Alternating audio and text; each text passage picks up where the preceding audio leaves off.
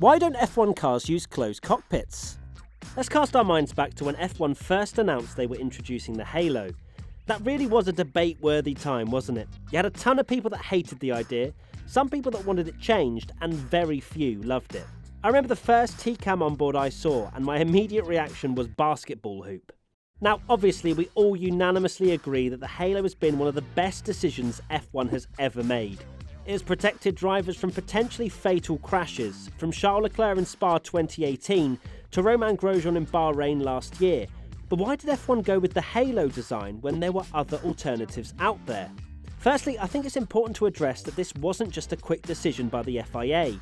The idea of a cockpit protection device has been in discussion for years and years around motorsport, especially in championships like F1 and IndyCar. Back in 2011, F1 engineers tested out the idea of a fighter jet canopy with help from the FIA. When this idea was initially tested, the most recent example of a driver suffering severe head trauma from flying debris in Formula 1 was Felipe Massa. Massa was hit by a spring that had come loose from the car of Rubens Barrichello during a freak accident in qualifying for the 2009 Hungarian Grand Prix. Even in 2009, during conversations about closed cockpits, a lot of questions were raised. Could a driver extract themselves? Would the structure be strong enough? What would happen in the event of a fire? Could the structure collapse on the driver? And would this stop a marshal from removing someone? Fast forward to 2011 and the FIA ran 2 tests to explore the options available for a closed cockpit.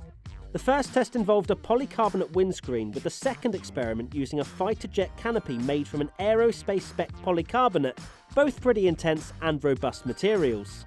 During the tests, a precise setup was used to fire a typical F1 tyre into the structure's path at an exact speed of 140 miles per hour, which is around 225 kilometers an hour.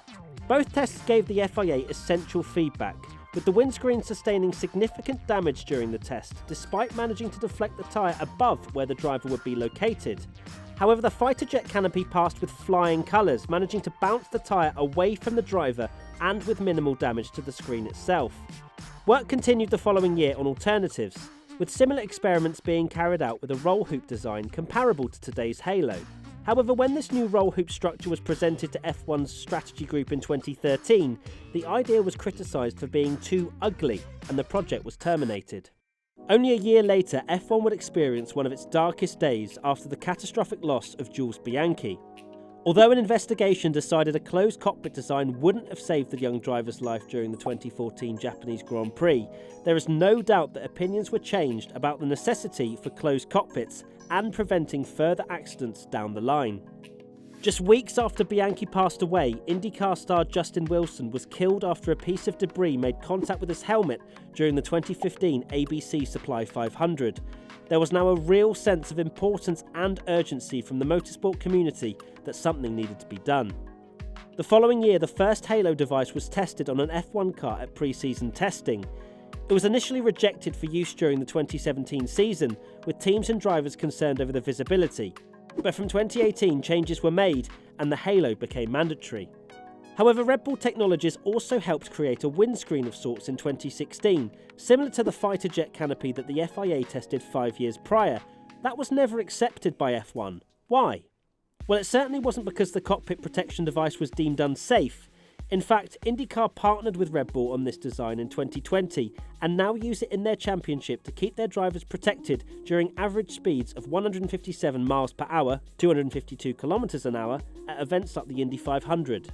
The closed cockpit device that IndyCar now uses is almost a hybrid between a canopy and the Halo. You can see from images that behind the thick transparent polycarbonate canopy is a strong titanium halo.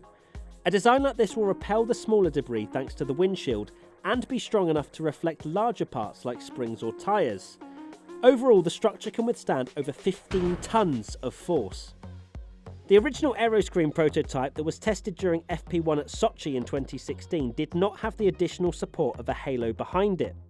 In fact, when a digital reenactment of the 2018 Belgian Grand Prix start crash involving Alonso and Leclerc was created using a similar aeroscreen design, it was decided that such a device would only offer 10% of the protection that the Halo offered Leclerc. IndyCar's solution wasn't as easy as plonking a fighter jet screen over their cars though, far from it. There was one big problem: cooling. As you would imagine, driving at such high speeds will result in you feeling the wind and breeze rushing past you. However, once you chuck a screen in the way, any fresh air will be sent right over your head. The result, feeling like you're in a sauna rather than a race seat. It's not just the driver's head that needs cooling either. The torso and legs are also vital to keep at suitable temperatures throughout a race. When testing out alternatives at races last year, a nostril design was used, giving air to the driver's feet and legs. Furthermore, IndyCar created another system that picks up air and pushes it through a hose into the driver's helmet. IndyCar has also allowed teams to modify the canopy with cooling ducts on both sides of the screen. At least one of these ducts must go to the driver's helmet, with the other being able to send cool air to wherever the team chooses. The screen can also be fitted or removed in 15 minutes to help recover a driver behind the wheel or just for basic maintenance. So where does F1 go from here? Both designs are suitable for their chosen championship. In terms of overall protection, you could argue that IndyCar is the safer cockpit option of the two, although a decision on the optimal way to improve cooling has not yet been decided. For now, F1 must continue with its halo design. With the 2022 regulations coming into effect next year, the second generation of cockpit protection design will follow. A better integrated halo looks to be implemented, with the structure looking sleeker and at home on the car compared to the first design. Could we see an aero screen in the future? Absolutely. F1 is always looking for ways to improve itself, and with the introduction of a new CEO, Stefano Domenicali, a screen could be a strong possibility in the next decade or so. For now though, both championships and their governing bodies will continue to work together and share data to help make our sport a safer place. F1 and the FIA currently relay any data and findings on the halo with IndyCar and vice versa. What would you think to a closed cockpit design for Formula 1? Let us know in the comment section below.